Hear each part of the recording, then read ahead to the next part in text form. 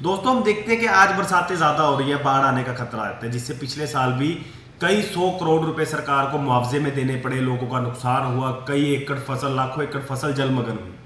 क्षेत्र चाहे वो पंजाब है चाहे हरियाणा है, सफर दोनों करते हैं। मामला ये राजनीतिक है मगर सफर करती है आम जनता। नमस्कार साथियों, बरसातों का मौसम हो और SYL का मुद्दा ना गरमाए, ये हो ही नहीं सकता। दोस्तों लगभग 4 दशक से भी ज्यादा लंबा समय हो चुका है इस SYL के मसले को, सतलुज यमुना लिंक रिवर के मसले को, मगर आज तक इस निष्कर्ष पर कोई सरकार नहीं पहुंची है, ना ही इस पर कोई समझौता हुआ है। आज भी इसका वर्डिक्ट सुप्रीम कोर्ट में पेंडिंग है। आखिर क्या कारण है कि जैसे ही चुनावों का मौसम नजदीक आता है या बरसातों का मौसम नजदीक आता है, उसी समय SYL का मुद्दा उठाया जाता है। क्या आज SYL का मुद्दा सिर्फ राजनीति बनकर रह गया है?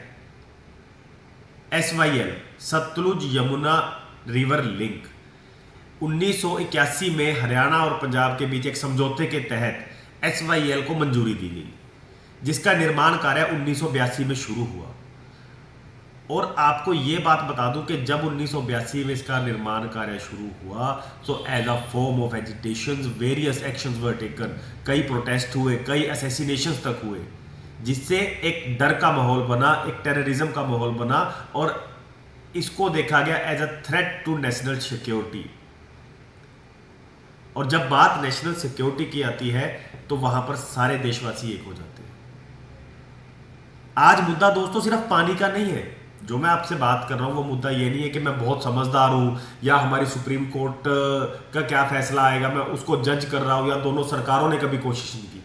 मैं सिर्फ आपसे अपनी एक राय शेयर करना चाहता हूं कि आज जो SYL का जो पैच है वो 214 किलोमीटर लंबा पैच है, जिसमें 122 किलोमीटर का पार्ट उसका पंजाब में पड़ता है और 92 किलोमीटर का पार्ट उसका हरियाणा में पड़ता है, जिसका खुदाई का काम भी पूरा हो चुका था, जो निर्माण कार्य भी हो चुका था, मगर सिर्फ इसमें पानी आना बाकी रहता था।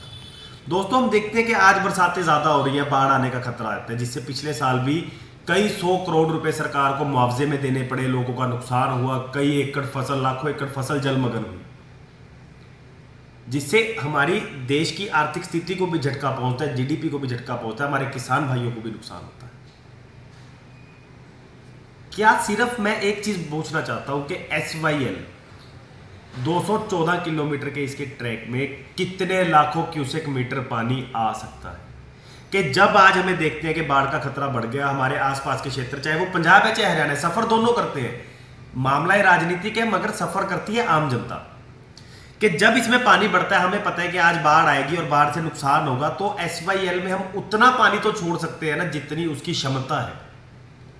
कि अगर SYL में सपोज करो 1 लाख क्यूसेक मीटर पानी आ सकता है, तो हम उतना पानी तो उसमें छोड़े ना कि जितना कुछ तो नुकसान से बचा जा सकता है। दोस्तों आज जब हम बात करते हैं कि हमारे सड़क मार्ग इतने अच्छे हो चुके हैं, एक जगह से दूसरी जगह पहुंचना काफी सरल हो चुका है, वहीं हमारे देश में भी एक ऐसे नेता हुए थे जिनका कहना था कि अगर हर एक नदी, हर एक रेल मार्ग को जोड़ दिया जाए तो कहीं सूखा नहीं पड़ेगा, कहीं बाढ़ नहीं आएगी।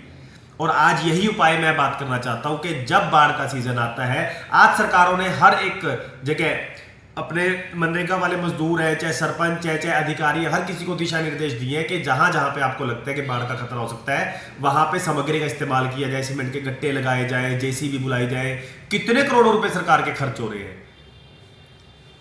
इन खर्चों को बचाने के लिए कुछ तो बचेगा अगर इस टाइम पे हम कहते हैं जो एक्स्ट्रा पानी है उसको SYL में, मैं ये नहीं कह रहा कि SYL को लबालब कर दो या उसमें से पानी बाहर आ जाए, उससे बाहर आ जाए, मगर जितनी उसकी क्षमता है उतना पानी अगर दोनों सरकार मिलकर सहमति से उसमें छोड़े तो काफी लाखों करोड़ों के नुकसान से बचा जा सकता है, आमजन के नुकसान को बचाया जा सकता है। इस मामले में अपनी राय जरूर दे। धन्यवाद। जय हिंद, जय हरियाणा।